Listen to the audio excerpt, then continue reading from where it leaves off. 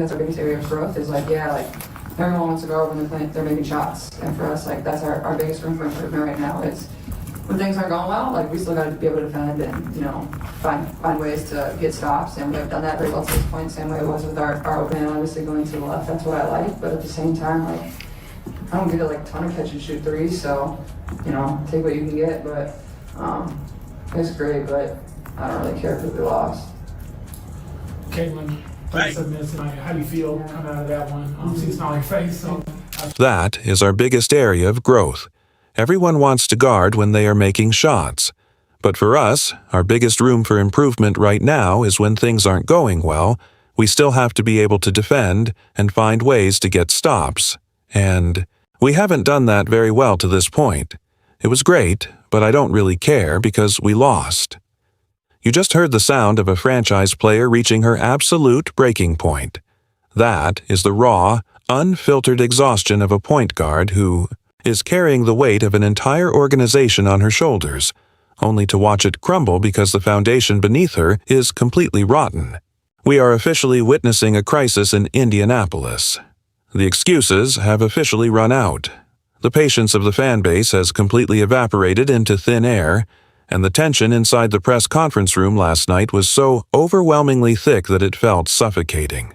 When your franchise point guard drops 32 points, hits miraculous, gravity-defying clutch shots in the fourth quarter, and basically breaks her back trying to drag a deeply dysfunctional roster to a victory, the absolute minimum expectation from the leadership is accountability. You expect the head coach to walk up to that podium, look the media dead in the eye, accept full responsibility for the failures on the floor, and answer the incredibly difficult questions about why the team completely fell apart. But last night, after suffering a catastrophic, heart-wrenching double overtime 104-102 loss on their own home floor, Indiana Fever head coach Stephanie White did the exact opposite. What we witnessed was one of the most embarrassing, evasive, and outright unacceptable post-game press conferences in recent professional basketball history. We are looking at a head coach who actively dodged accountability for completely broken defensive schemes, baffling lineup combinations, and a sheer lack of in-game adjustments that allowed the Washington Mystics to walk into their building and completely humiliate them. If you watched that game, and more importantly, if you listened to the words spoken by the coach after the final buzzer, you cannot walk away with any other conclusion than this team is doomed unless a massive internal shift happens immediately. The Indiana Fever are currently operating like a team that is utterly lost in the woods without a compass. They are constantly playing from behind, constantly digging themselves into massive holes in the second and third quarters, and relying on impossible, highlight reel fourth-quarter miracles from Caitlin Clark just to force overtime. But the most terrifying part of this entire situation is not just the losses on the record. It is the fact that the person in charge seems completely paralyzed when it comes to fixing the actual root cause of the problem.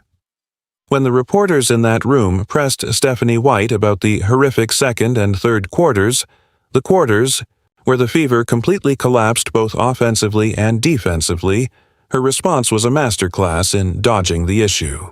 She stood there and said they put a lot of pressure on their offense to be perfect, and when they don't consistently defend, they get breakdowns in coverages. She said they need to find combinations of players and rotations that net efficiency. She used a mountain of coaching buzzwords. She talked about discipline. She talked about combinations. She talked about communication. But notice exactly what she completely refused to do. She did not answer the actual, pressing question. She refused to name exactly why she was deploying specific lineups that were getting absolutely shredded in the paint possession after possession. She completely refused to address the glaring tactical error of forcing Aaliyah Boston, her elite franchise center, to play out on the perimeter like a guard while the Washington Mystics basically set up camp and lived in the paint. She literally stood in front of the cameras and admitted that the coaching staff still needs to find the right combinations, completely ignoring the blatant fact that it is quite literally her multi-million-dollar job to have those exact combinations. figured out well before the ball is ever tipped in a professional regular season game. And while the head coach was busy spinning in circles and dealing in vague, empty coaching cliches, Caitlin Clark stepped up to the exact same microphone and delivered the cold, hard, intensely uncomfortable truth that nobody in the front office wanted to hear. You could see the sheer physical and mental exhaustion written all over her face. You could hear the deep, lingering frustration vibrating in her voice. When she was asked about the defensive struggles, she did not hide behind a single excuse. She did not blame the referees. She did not blame bad luck. And she certainly did not use empty buzzwords. She directly and publicly called out the mentality of her own locker room. She explicitly stated that they have been letting their offensive output dictate how well they play defense. She exposed the reality that everyone on that roster wants: to play hard and guard their assignment when their own shots are falling, but the second adversity hits, the effort vanishes. That is not just a passing comment. That is the defining quote of the entire season. That is the elite, championship-level mentality of a true franchise player publicly calling out the effort level of her own teammates. She is dragging the exact cultural rot that Stephanie White has allowed to fester in that locker room right out into the blinding spotlight. The harsh reality is that the Indiana Fever are playing front-runner basketball. What does that mean? It means when the three-pointers are falling, the crowd is going wild, and the momentum is on their side.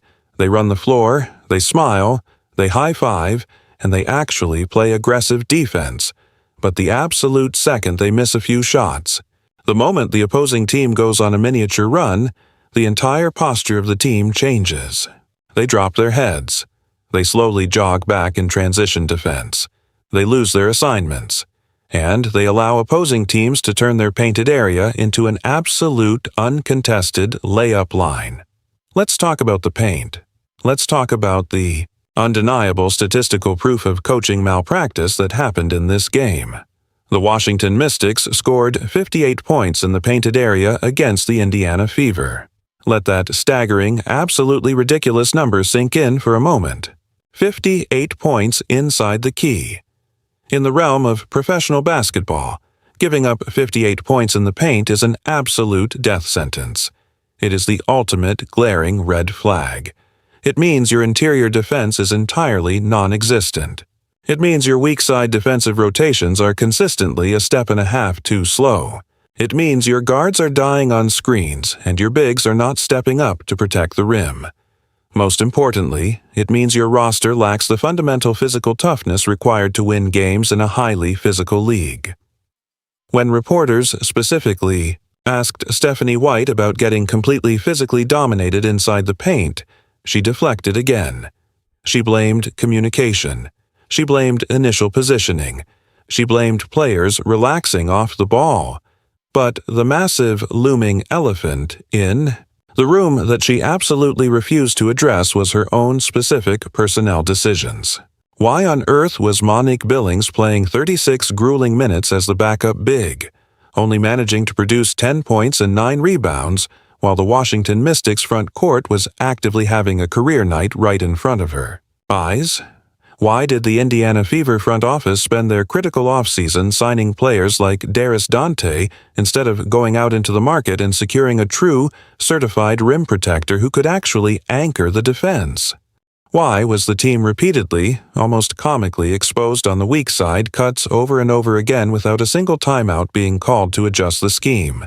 And why did the head coach wait until the absolute dying minutes of the fourth quarter to finally draw up out of bounds plays that actually resulted in high-percentage looks?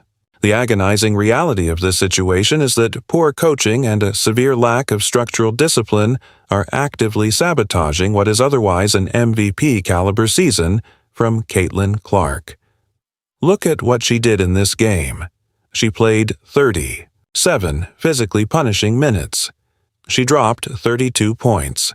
She went 7 for 17 from deep. She finally found her rhythm with that lethal step back going to her left, creating space against elite professional defenders. She executed absolutely everything that the coaching staff asked of her. She fought through relentless double teams. She dealt with horrific offensive spacing because her teammates were not pulling their defenders away from the action. She hit incredibly difficult, heavily contested clutch shots just to keep the team's pulse beating. But none of it mattered, because as she sat at the podium, her final assessment was brutal. She said her performance was great, but she didn't really care because they lost. That right there is the pure, unadulterated mindset of a generational winner who is currently trapped inside a structural system built for losers. We have to pull back and look at the massive playoff implications of what is happening right now in Indiana. This is not just about one bad night against the Washington Mystics. The Indiana Fever are systematically dropping completely winnable games on their home floor. They are consistently giving up over 100 points to teams that do not have the offensive firepower to be scoring in the triple digits. If they do not fix this broken defensive scheme, and if they do not fix it immediately, they are going to miss the playoffs entirely. Can you even begin to imagine the catastrophic media fallout if Caitlin Clark misses the WNBA playoffs after the season she is putting together? Think about the narrative machine.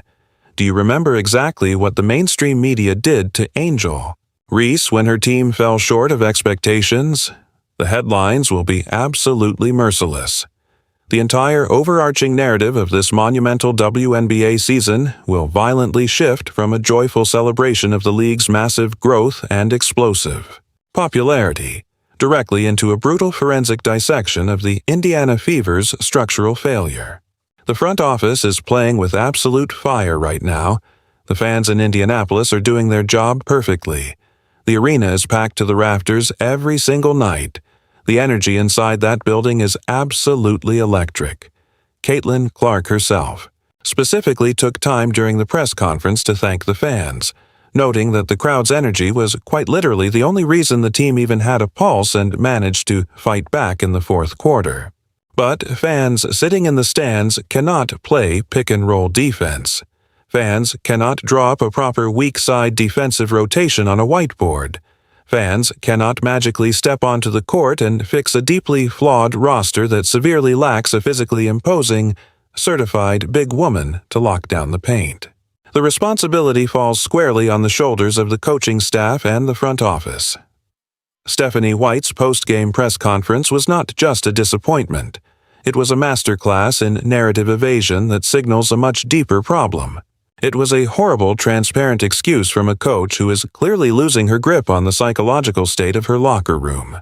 When your team gets completely dismantled and outscored 20-9 in the second quarter of a home game, and a massive part of that deficit is because your players committed 8 completely undisciplined fouls, handing the opposing team a free, uninterrupted parade to the free throw line, that is the literal definition of undisciplined coaching. The honeymoon period for this coaching staff is officially over. When Christy Sides was the head coach, she faced a mountain of heavy criticism, but even her teams, despite their flaws, did not look this disconnected, this uninspired, and this defensively pathetic so early in the regular season. If the Indiana Fever go out and drop another highly winnable home game simply because of horrific lineup management and a completely non-existent interior defensive effort, the front office is going to find themselves backed into a very dark corner. The loud, echoing calls for Stephanie White to be fired are no longer just the angry, reactionary rants of frustrated fans on social media platforms. It is rapidly becoming a mathematically and strategically sound argument based on the actual evidence being put on the basketball court night after night. You simply cannot afford to waste a 32-point, historically brilliant masterpiece performance from the greatest point guard in the entire league just because you're defensive. Coaching staff cannot figure out how to stop a basic, fundamental pick-and-roll action. It is a total betrayal of the talent on the roster. The clock is ticking louder than ever in Indiana. The season is hanging delicately on the line, and the margin for error has shrunk to absolutely zero. The locker room is fracturing. The star player is publicly demanding better effort, and the coaching staff is hiding behind press conference cliches while the paint is getting absolutely destroyed.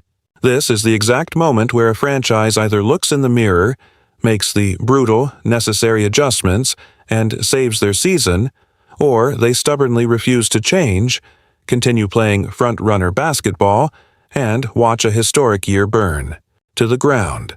The choice belongs to the Indiana Fever, but time is running out.